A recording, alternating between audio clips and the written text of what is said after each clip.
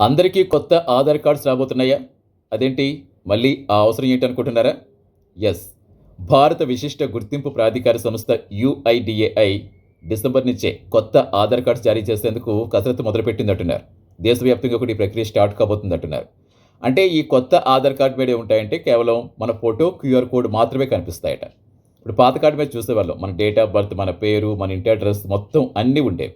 ఎలాంటి వ్యక్తిగత సమాచారం లేకుండా ఓన్లీ మన ఫోటో, క్యూఆర్ కోడ్ మాత్రమే. మిగతా అన్నీ కూడా ఈ కొత్త ఆధార్‌లో ఏమవుతుందంటే, ఈ క్యూఆర్ కోడ్‌లోనే ఇవన్నీ కూడా మన డీటెయిల్స్ అన్నీ కూడా ఎన్‌క్రిప్ట్ చేస్తుంటాయట. సో, వీటిని ఈ క్యూఆర్ కోడ్‌ని డీకోడ్ చేయడం కూడా ఎవరికీ సాధ్యం కాదు. కేవలం ఈ క్యూఆర్ కోడ్‌ని డీకోడ్ చేయగలిగేది ఏంటయ్యా అంటే, ఈ ప్రభుత్వ ఆథరైజ్డ్ స్కానర్స్ ఉంటాయి కదా! యూఐడీఏఐ అధికారిక యాప్‌లు కావచ్చు, అలాగే ఈ వెరిఫికేషన్ డివైస్‌లు ఉంటాయి కదా! అవి మాత్రమే డీకోడ్ చేస్తాయట. కాబట్టి మన వ్యక్తిగత సమాచారం చాలా గోప్యంగా ఉంటుంది. ఎందుకంటే గతంలో చూసేవాళ్ళు మనం ఎక్కడికి వెళ్ళినా అన్నిటికీ ఆధారే కదా! ప్రతి దానికి దేనికి వెళ్ళినా ఫోటో కాపీ డెఫినిట్‌గా అడిగేవాళ్ళు. అది హోటల్స్ కావచ్చు, లేదా టికెట్స్ కావచ్చు, ఆఫీసులు కావచ్చు, లేదా బ్యాంకులు కావచ్చు, ఏదైనప్పటికీ.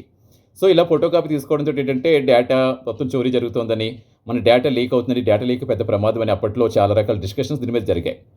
ఇక కొత్త ఆధార్ ఏమైతే వస్తుందో దాంట్లో ఇది అసాధ్యం కాబట్టి ఈ డేటా దుర్వినియోగాన్ని కూడా అరికట్టడం వల్ల అవుతాం. ఎందుకంటే వేలాది మోసాలు ఈ ఆధార్ ఫోటో కాపీస్ ద్వారానే జరుగుతున్నాయి కాబట్టి వాటిని ఇమ్మీడియేట్‌గా కూడా అరికట్టవచ్చని కూడా ఈ కొత్త ఆధార్‌ని డిజైన్ చేశారట.